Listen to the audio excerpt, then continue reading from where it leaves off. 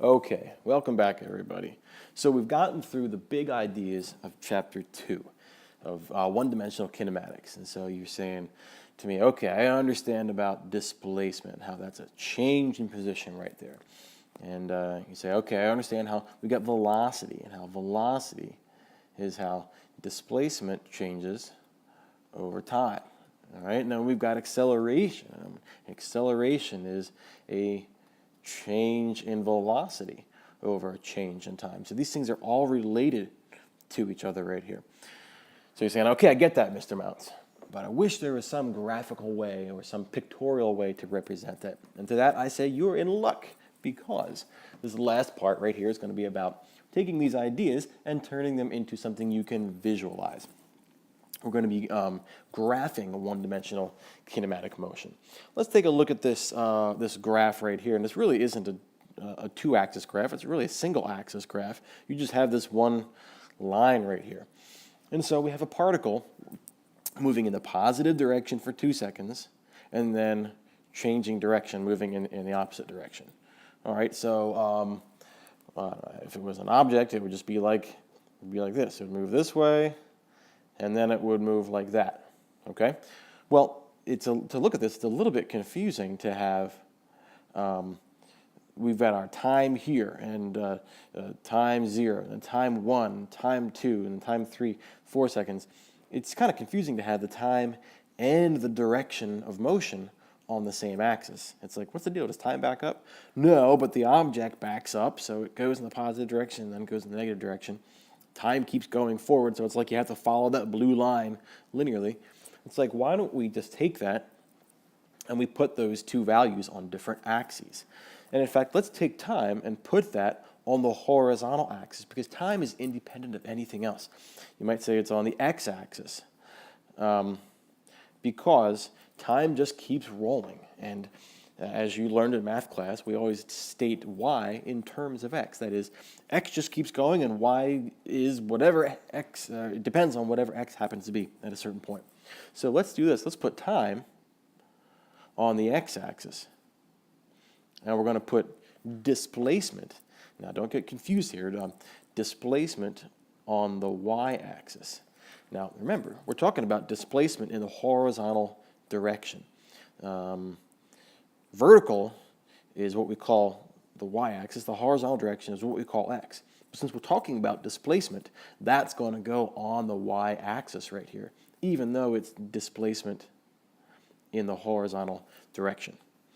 For example, if you're moving horizontally along a road, all right, let's put a little plus sign there and a little plus sign right there. So time just keeps rolling. If you're moving horizontally on the road, then this direction means you're going forward, and this direction means you're going backwards. So if we do that, if we take those two values and plot axes, we have something like this. And this makes a little bit more sense to us. The object right here is going, as time elapses, and time just keeps going this way, it's going forward and forward and forward for 2 seconds, and now it's going the opposite direction, backwards and backwards, and continues to do that. The only confusing thing here is this is not up, okay? And this direction is not down right there, but rather it is the positive direction and the negative direction on this axis.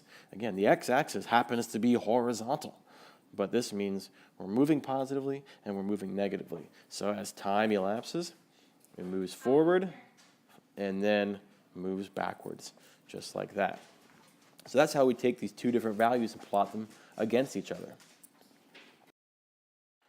So if we have a position versus time graph, hopefully you can't hear my dog loudly drinking water in the background, but if you have a position versus time graph right there,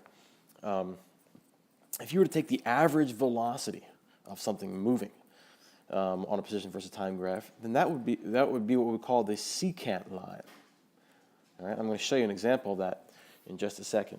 A secant line is where you draw a straight line that connects 2 points. For example, let me just draw a little teeny tiny example right here. All right, so this is our x, and that's our time, or it's a displacement versus our time. And so we have this graph doing, I don't know, it starts out moving slow, and then it starts moving fast, and I'll explain what that means in just a second. Well, if something starts out moving slow and then starts moving fast, you could also say, and then I should also say it reaches a certain point right here. You could also say, well, couldn't I just move at the same speed that whole time and get to the same point? And the answer is yes. The old story about the tortoise and the hare. I mean, the tortoise started out fast. Let's do this in a different color. I'll do that in blue. All right. The tortoise started out fast and then trailed off and went slow. I'm sorry, the hare did. Then the tortoise just maintained a slow, steady pace, and well, eventually won, but they wound up finishing at about the same point. That's the idea, that the secant line is like an average speed or an average velocity. But the actual graph shows how velocity changes. So on this graph, on this slope right here, as long as we have an upward slope, that is, if the slope is doing that, then that means the object is moving positively. It's moving some speed in the positive direction. Conversely, if it's moving in the negative, if it's got a downward slope, we say it's moving in the negative direction because it's got a negative displacement over time. So I was going to sketch this, but I'll just cut right to an example of a secant line. All right. So right along here, right there, that is a positive velocity moving forwards. And right here, that is a negative velocity moving backwards. In fact, this whole back side is negative velocity. This whole front side is positive velocity right there. So let me ask you this. What's going on right here? What's going on right there where the slope of that curve or that arc is 0? Well, nothing. That is, well, I shouldn't say nothing. It's got no velocity. If you're moving forward and then a minute later or a second later you're moving backwards, that means that at some point you've come to rest, right? So where the slope is 0, then that means you've got 0 velocity in a position versus time graph. Okay, so if you move forward some distance and then you kind of come back a couple steps along that line right there, remember this is forwards and backwards, not up and down. So if you move forwards and then backwards, couldn't you just say, well, why don't I just move forwards at an average velocity and come to the same point that the guy that went forwards and backwards went? And the answer is yes. This right here, this average velocity, this very constant slope is what we call the average velocity. Right? So, well, it's a secant line. But between 2 points, between A and B, you can go way far forward and then come way back, or you can just move at a constant velocity in a positive direction and reach the exact same point at the exact same point in time. Similarly right here, all right? This guy is moving negatively slowly. This guy right here is moving negatively faster. Couldn't you just move negatively at a constant speed between this point and be at the same point in the same amount of time? And the answer is yes, because you've got the same displacement over the same period of time. Same displacement over the same period of time means same velocity. Now, if we look at this for a second, we know that velocity is change in displacement over change in time, right?